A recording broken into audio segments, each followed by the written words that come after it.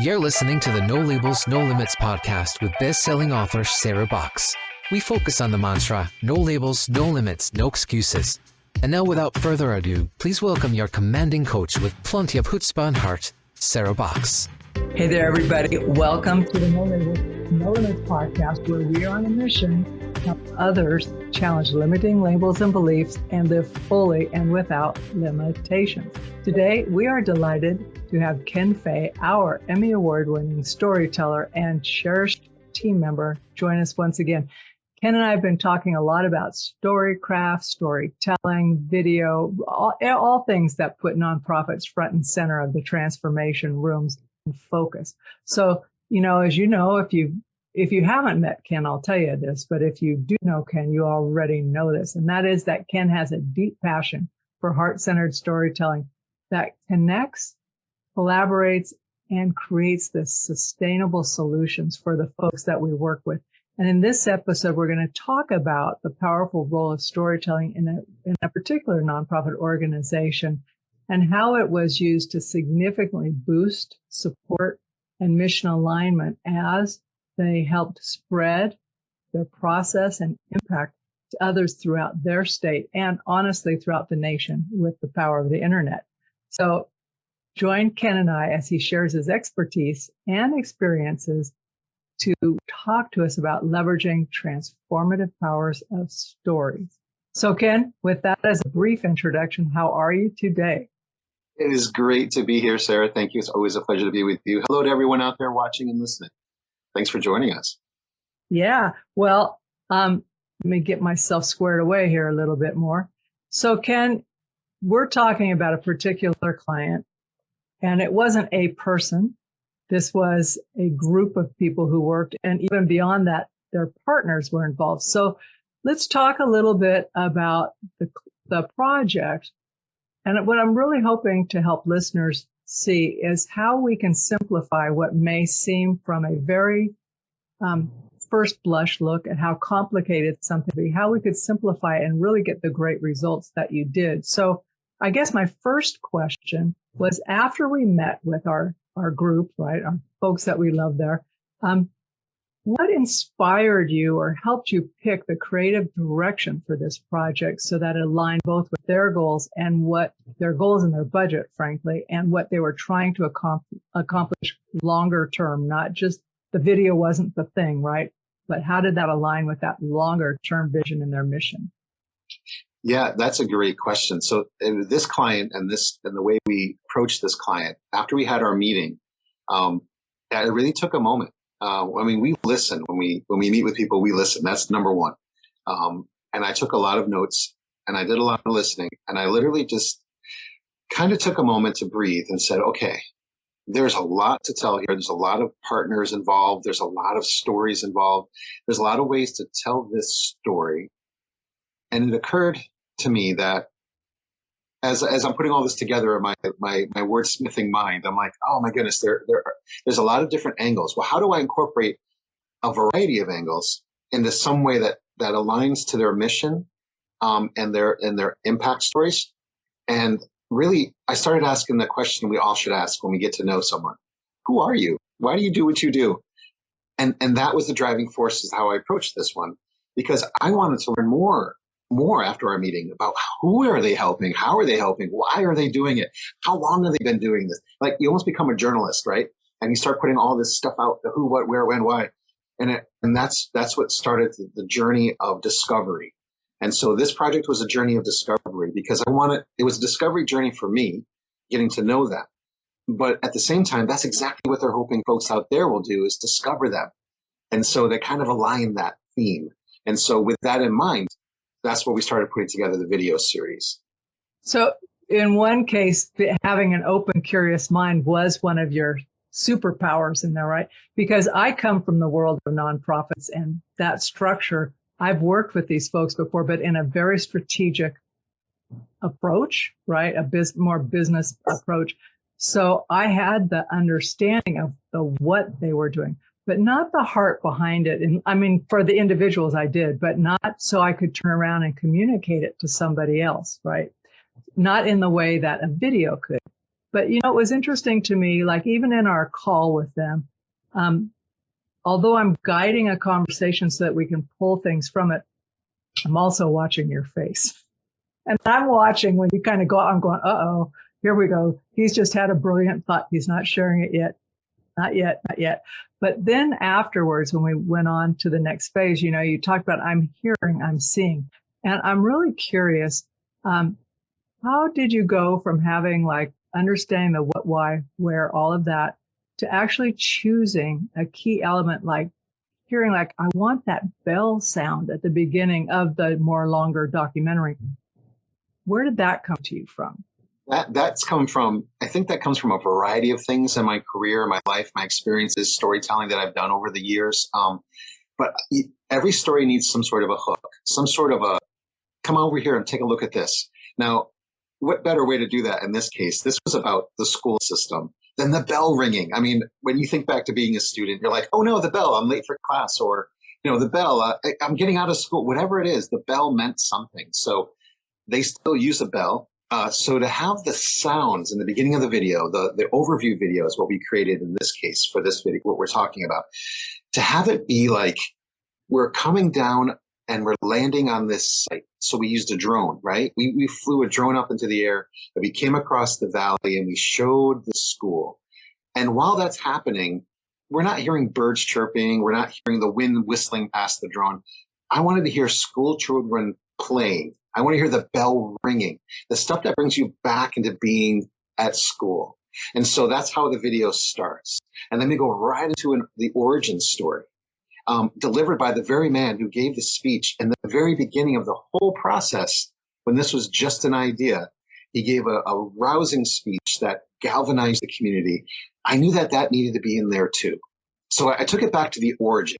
Well, the origin of a school and all that is that energy of being a kid and the bell ringing, but then the speech delivered by the very same man.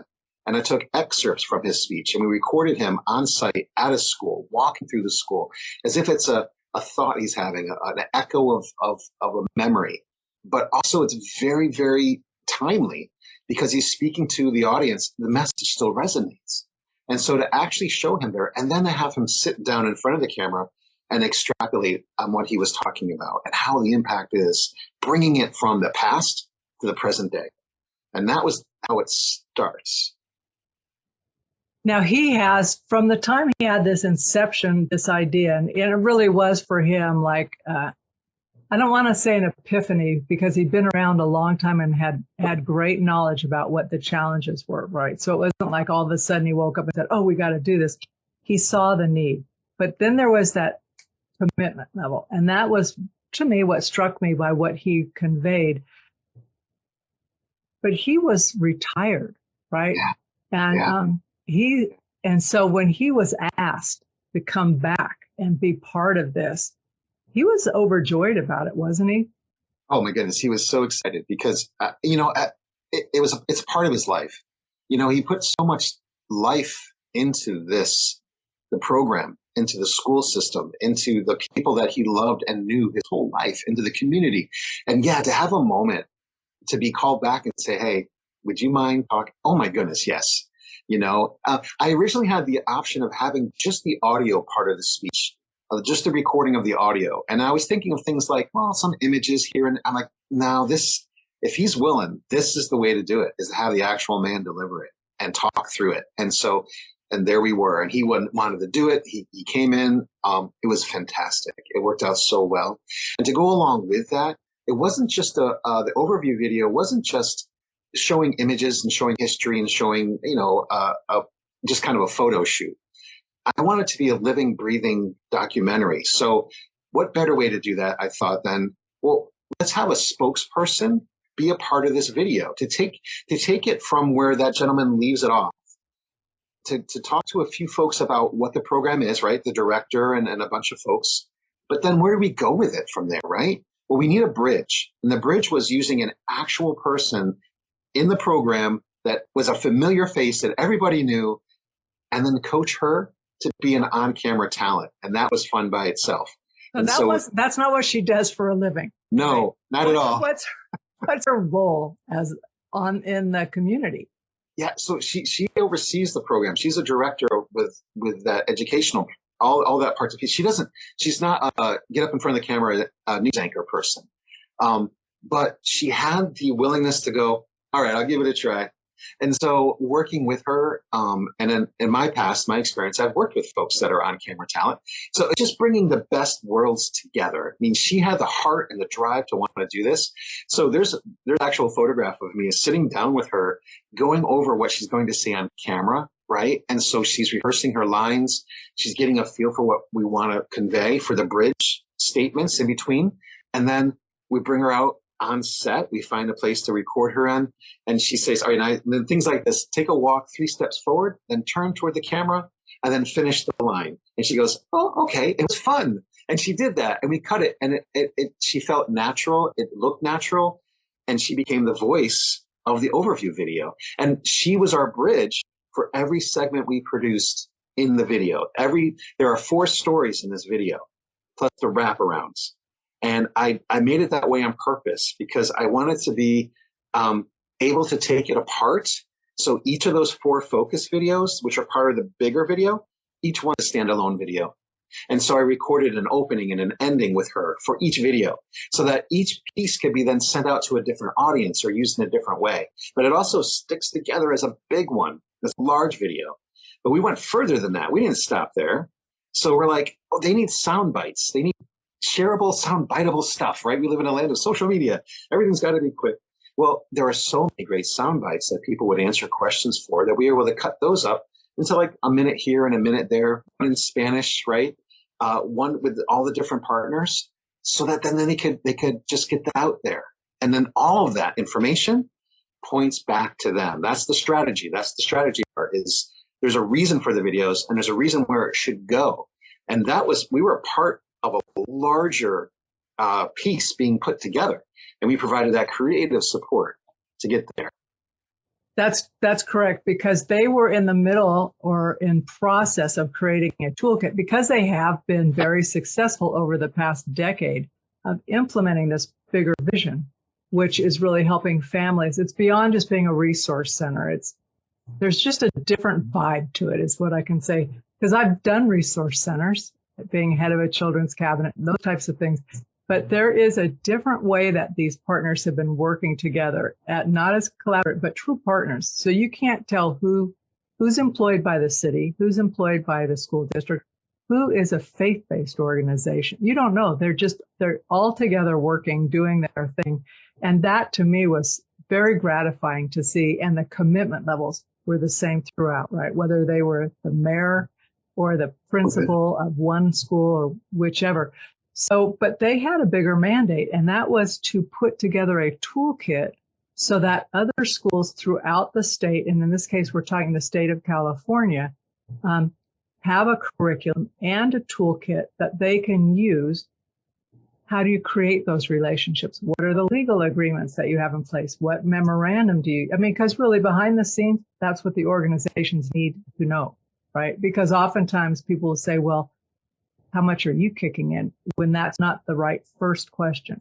So that was their mandate. And the videos were designed to help them connect that, right? So how then, once we'd produced all this, how did their curriculum development person blend those together? Can you talk about how Erin used all of that? Oh my goodness, yes, Erin's amazing. So we from day one, she was on those design calls. And then she and I had design calls after the fact to see how we could align all the parts and pieces. So there was no surprise. And it was being crafted on purpose for use in the larger scope of things. And that certainly was a part of the reason why it all came together so nicely. But Erin took those parts and pieces and she created a toolkit, a flip book, essentially. But the support videos that we created, she was able to take all of them apart, just like we planned. The 4 focus videos, the mini videos, little soundbite videos, and then of course the overview video. And she was able to write copy around and through all of that, and then implement the videos within this flip book that was then sent out so that the book became interactive, informative, and engaging. all the things that you need. And it showed the actual places and faces of the things that we were talking about. I mean, we interviewed a bunch of people from the government sector right on through to the program folks, right on through to a man and children that they've helped in the program, and just really showed the scope of their partners, the legal system, the law enforcement system, those dealing with the churches. All of it was integrated. And that was the piece of this that really drove it all together, was all these various community organizations of different styles and sizes and shapes were able to have a voice and tell a cohesive message through what we provided, through the interview sessions, through aligning the storyline, through working with Erin on the design of what it is that she needed to have for this toolkit. So keeping that always in mind and center stage, and just listening to what was being said, that's kind of how it all it came together. What was your, I know this is not a good question to ask you. When you were on site, because we did this on site, we've done remote, but this one you were on site with your camera guy, your camera person. But it was a shoot, like you were moving, setting scenes, creating scenes, and you were working dawn to dusk when you were there, and then you left and produced it from behind, and then we got their feedback. But while you were there, was there one or two moments when you just stopped and thought, this is so amazing, but it surprised you? It's like, well, I knew it was going to be good, but I didn't know it was going to be this good. Or someone would say this surprising thing, whether we used it in the video or not. Well, two things. I could point to two different things. There's a lot. There's a lot to answer that question. There's a lot.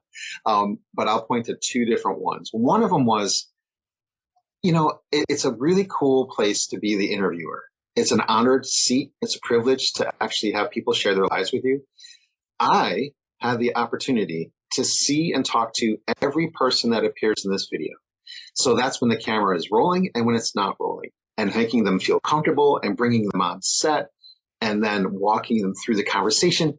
And I got to hear everything that they were saying.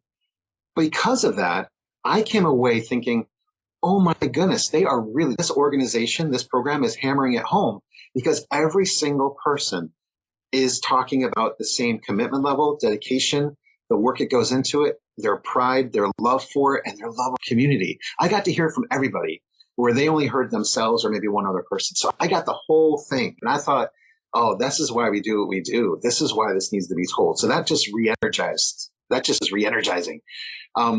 And in one of those conversations, it really struck me too. Of course, we were talking to a man who had gone through being homeless, and his children, his young sons, were living in a car and living in a hotel room and trying to normalize their life.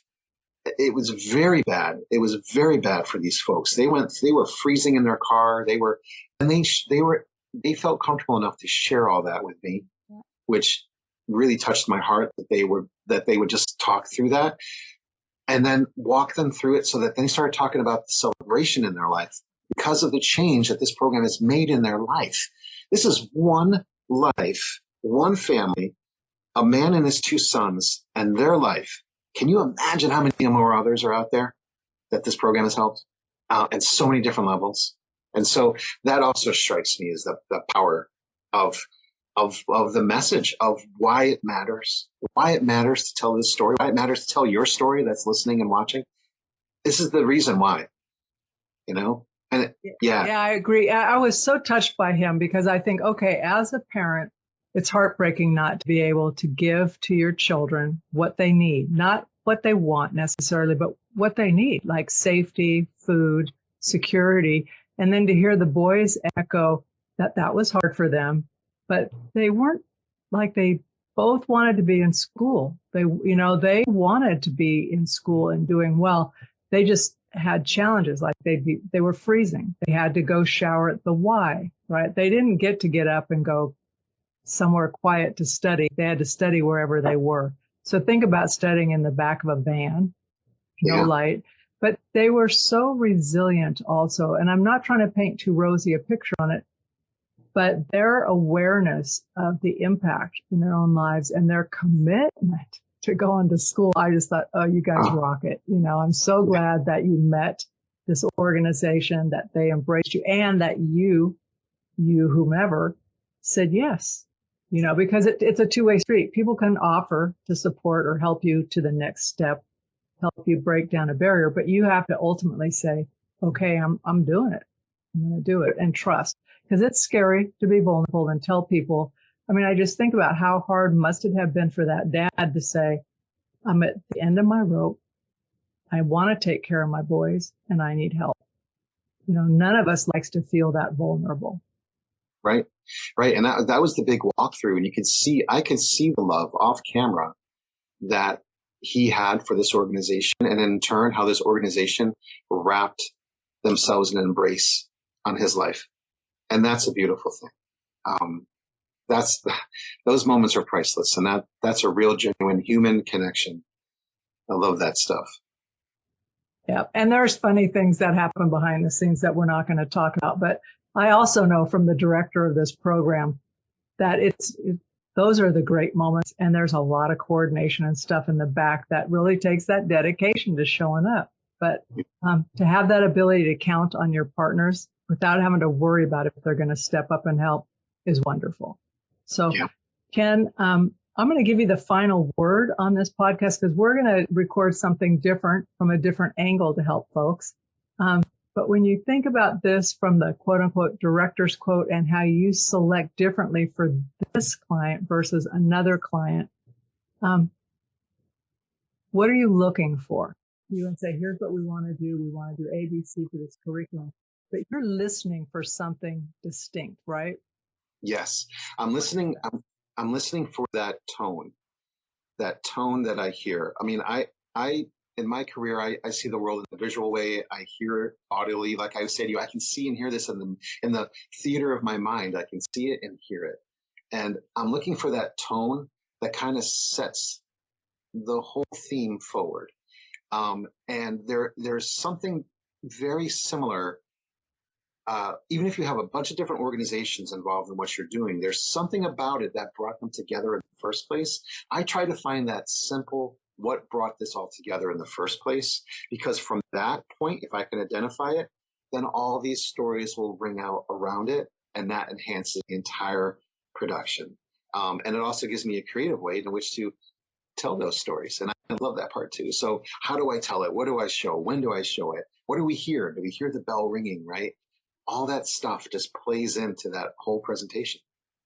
Ken is a very sensory, creative person. And for me, listeners, what I will tell you is I have learned to watch his expressions. It is the most fun thing to be in a meeting, because I know, ding, there's an idea right there. So, almost like I have a thought bubble go pink. Well, you kind of do. I see your thought bubble. But what cracks me up is our clients will come and say, I have no idea how to do this. And we just start having a conversation. What is it you want, right? Don't tell us how you need to do it. What is it you want? But as we're doing that and guiding these questions, I can see your thought bubbles going. And then it's just saying, okay, Ken, so what are some initial thoughts? Where might we start with this? It is so fun. And so I'm encouraging folks, if you've been wanting to have your stories told on video versus, this is my old role as a executive director, versus trying to cram a story into a grant report narrative where they are dry and you are limited on space, and they say, oh, by the way, no videos, right? That's very short-sighted, but anyway, I'm encouraging you folks to go to our website, hop on a call with Ken, or sign up for Ken and I to come on, and let's do a strategy session with you and think about what might be possible for you, because we really do have different levels of service packages, if you will, from very simple to those that are much more involved, might have multiple on-site photographers, videographers, drones, all of that. We have all that. But what we really encourage you to do is start somewhere, because there's something about hearing a story from somebody face to face, even though it's on video, from a heart-centered place, not a fake place. Like, this is so great. So I really encourage you, hop on. And with that, Ken, wrap us up. Take us home. Well, that's a wrap. That's what we say in a director's chair. And, honestly, I love putting our clients, our partners, our storytelling partners in the director's chair and providing that support so they can literally see it unfold before them and then be proud of it and use it and continue telling their story. It's all about them changing lives. And this is what I love to do. I love to help people change their lives. Sweet. All right, No Labels, No Limits podcast listeners. We will be back next week with another episode. Keep your eyes and ears open. If you're watching us on YouTube, you use your eyes. If you're listening on a basic podcast episode player, it's audio. We encourage you to hop over to YouTube and look for it there as well if you want to see the visuals or things we've added in.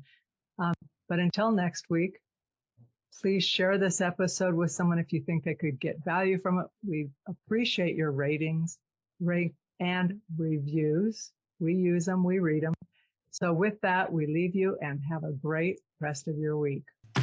You've been listening to the No Labels, No Limits podcast with best-selling author, change agent, and strategic business coach, Sarah Box.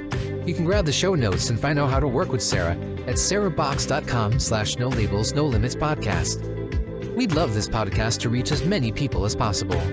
Please remember to rate, leave a 5-star review, and share the podcast with someone you think would get value from this conversation. Till next time, keep taking those daily action steps to align your purpose to your principles and achieve your goals in business and life.